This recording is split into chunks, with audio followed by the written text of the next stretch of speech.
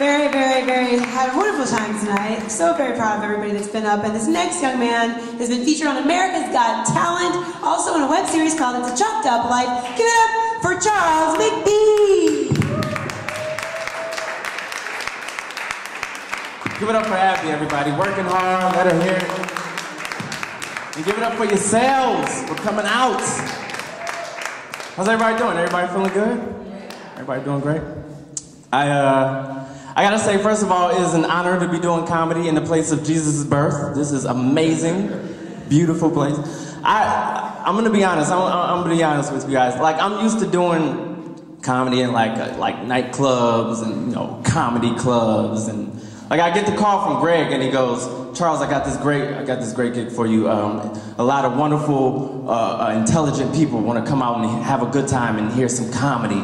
And I'm like, that is great, I will be there, I can't wait. Where is it? It's in a church.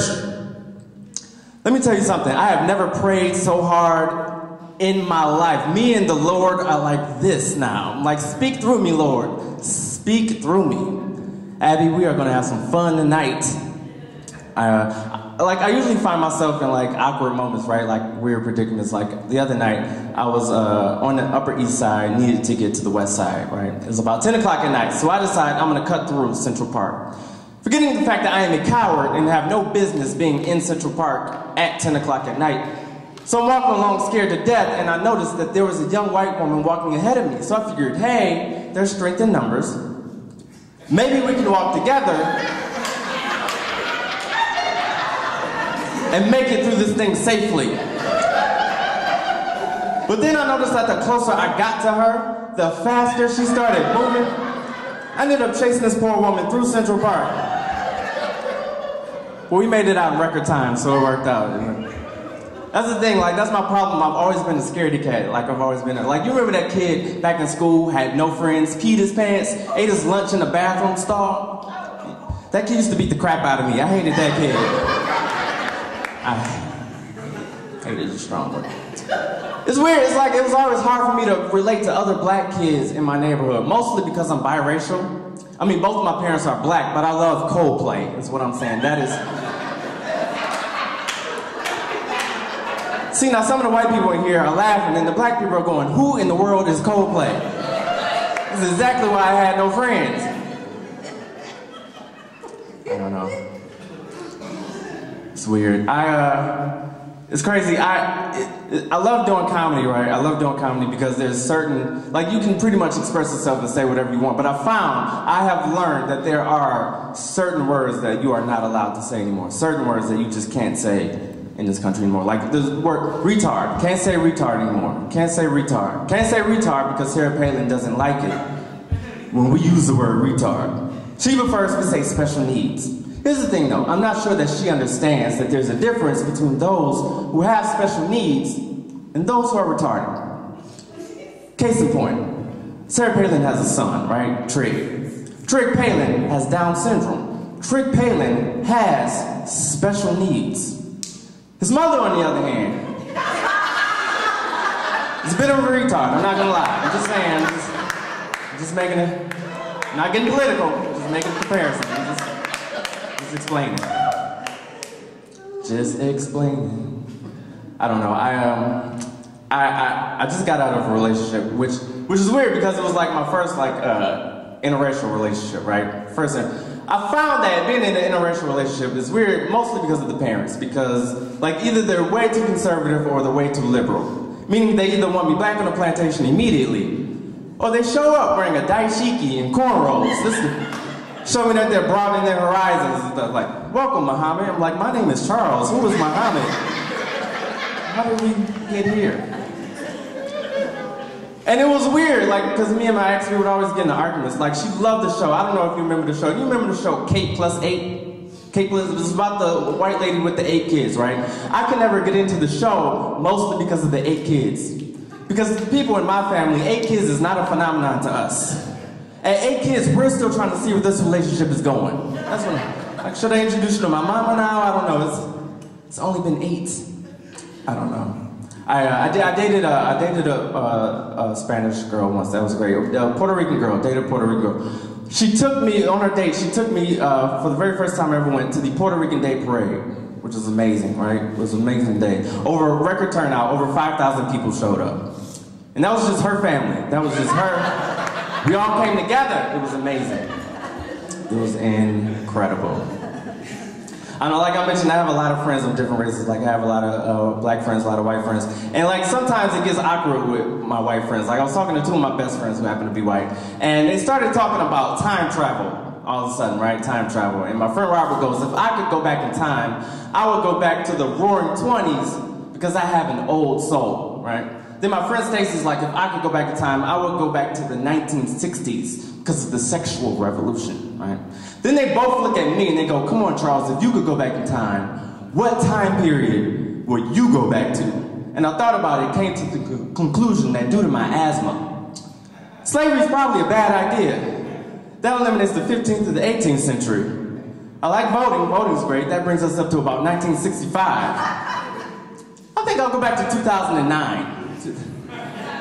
Yeah, Coldplay put out a great album that year. I wouldn't mind going back and checking that out. In all actuality, if I could go back in time, I'd go back to pre-slavery, Africa, pre-slavery, and tell everybody, that's not a free cruise. It's not the big red boat, that's all I'm saying. Holidays just ended, I don't know about you, but I experienced something that infuriated me. It just infuriated me. Like, have you ever been out and see somebody Christmas shopping that owes you money? Like, am I the only one? Am I the only one that gets upset by that? Like, I've had a friend describe to me how much fun he had hanging out the night before that owes me money. Like, oh, Charles, man, you should have been there. We was at the club, man. We was popping bottles. We was spending money. Man, you should have been there. I'm like, I would have if I could afford it. I'm just saying. Anybody else, we had to deal with the holiday season. Anybody else got to deal with crazy family? Am I the only one? Crazy family around the holidays? Some of your crazy family members might be here, so you can't clap tonight. I understand that. I understand how that goes. I had to deal with that whenever I go home. Like, first of all, I'm not really from New York. Like, clap if you're from somewhere else outside of New York. Anybody from outside of New York?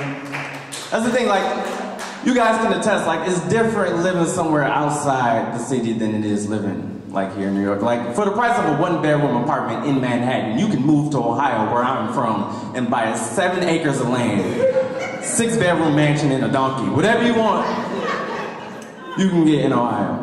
And that's where I have to go. Like, I went back there, and every time I go back, I have to deal with crazy family members. Like, first of all, I want to preface this story by saying I love my president. Like, clap if you love your president. I love him to death.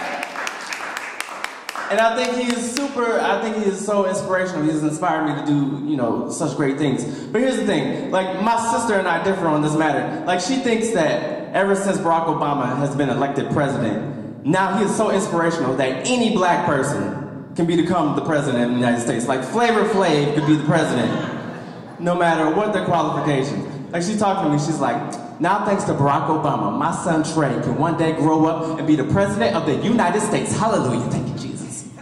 I'm like, that kid?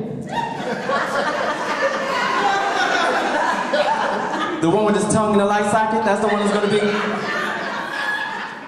riding this black thing out. My family is weird, man. My family is just weird. Like, my mom doesn't help any. My mom doesn't help at all because, like, I'm not gonna lie, like, she's a fan of the bottle. Like, she loves her alcohol. She loves her Ciroc vodka. I'm like, Mom, you are too old to even know what that is, but she loves it, right? Like, it's always been that way even since we were kids. Like, just to explain kind of on what level it was, like, every so often she would have me and my sister in the backseat of the car when we were little, and every now and then she would swerve the car to avoid hitting a tree in the middle of the road. Only to realize it was the air freshener in the dashboard. I'm like, really, Mom? Really? We are gonna die!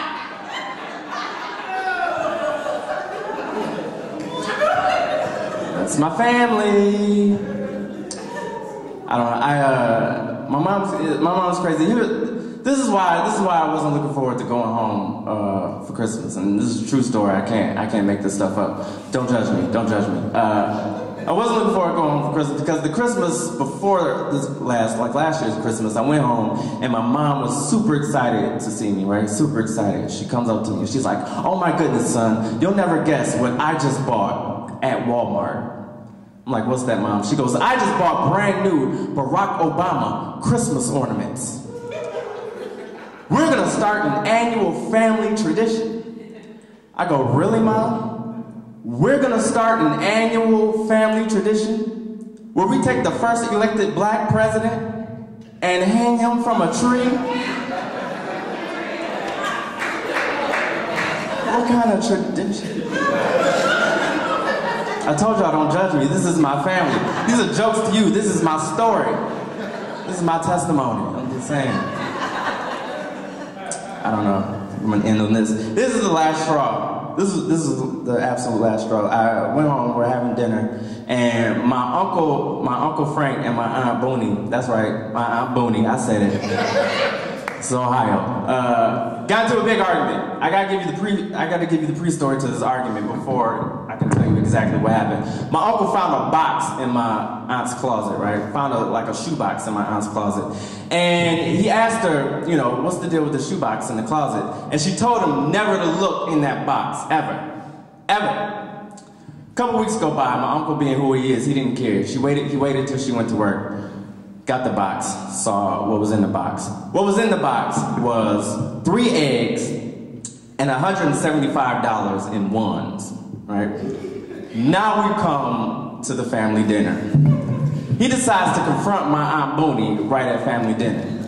Booney, you gonna tell me why you had 3 eggs in that box and $175 in ones? You gonna tell me right now, right here. So she looks my Uncle Frank dead in the eye and she goes, all right, fine. You wanna know? I will tell you why I had $175 in ones and 3 eggs in that box.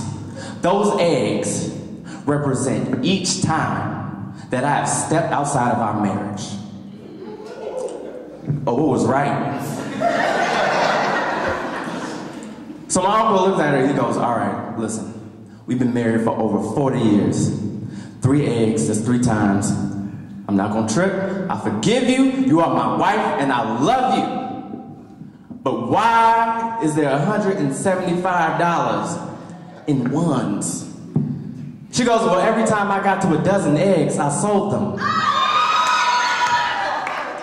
That's my family. My name is Charles McBee. You guys have a great New Year. Charles McBee, everybody.